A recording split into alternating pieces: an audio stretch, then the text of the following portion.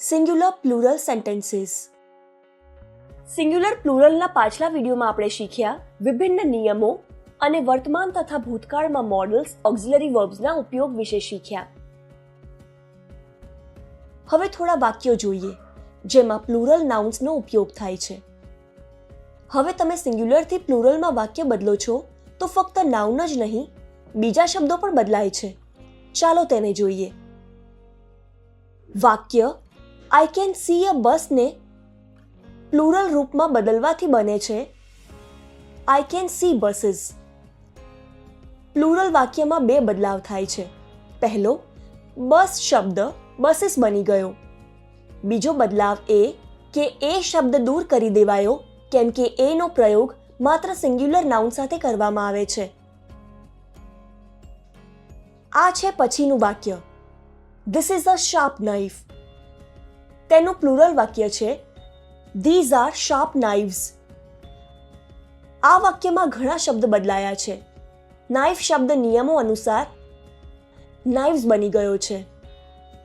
This શબ્દ this બની ગયો કેમ કે જ્યારે આપણે એકથી વધારે નાઉન્સ વિશે વાત કરીએ છીએ તો ધીઝનો પ્રયોગ કરીએ છીએ.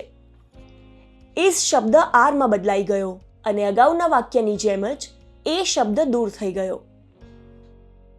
પછીનું વાક્ય છે ધ બેબી ઇઝ ક્રાઇંગ. તેનું પ્લુરલ છે the babies are crying. Baby શબ્દ નિયમો અનુસાર બેબીઝ બની ગયો. ઇઝ શબ્દ આર બની ગયો.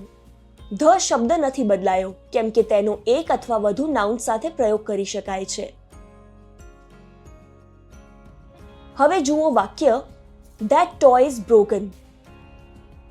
તેનું પ્લુરલ છે ધોઝ ટોયઝ આર બ્રોકન.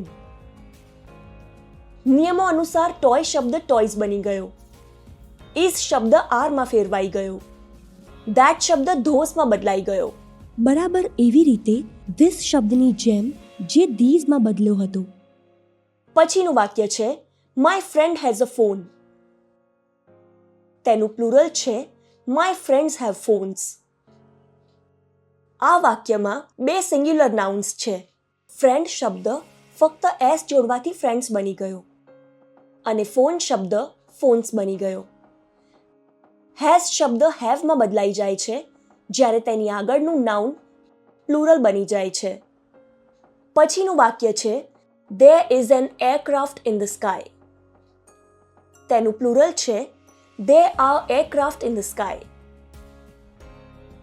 જો કે એરક્રાફ્ટ શબ્દનું પ્લુરલ નથી બદલાતું પણ ઇઝ શબ્દ આરમાં બદલાઈ જાય છે. સાથે જ એન શબ્દ દૂર કરી દેવામાં આવ્યો છે. અને આજનું અંતિમ વાક્ય છે માય ફૂટ ઇઝ હર્ટિંગ. તેનું પ્લુરલ છે માય ફીટ આર હર્ટિંગ કેમ કે નિયમાનુસાર ફૂટનું પ્લુરલ ફીટ છે. વિડિયો રોકો અને સ્ક્રીન પર વાક્ય વાંચો. દર્શાવેલા વાક્યના પ્લુરલ લખવાની કોશિશ કરો. પછી વિડિયો ચલાવી જવાબ તપાસો અને જુઓ કે તમે કેટલા સાચા પ્લુરલ લખ્યા.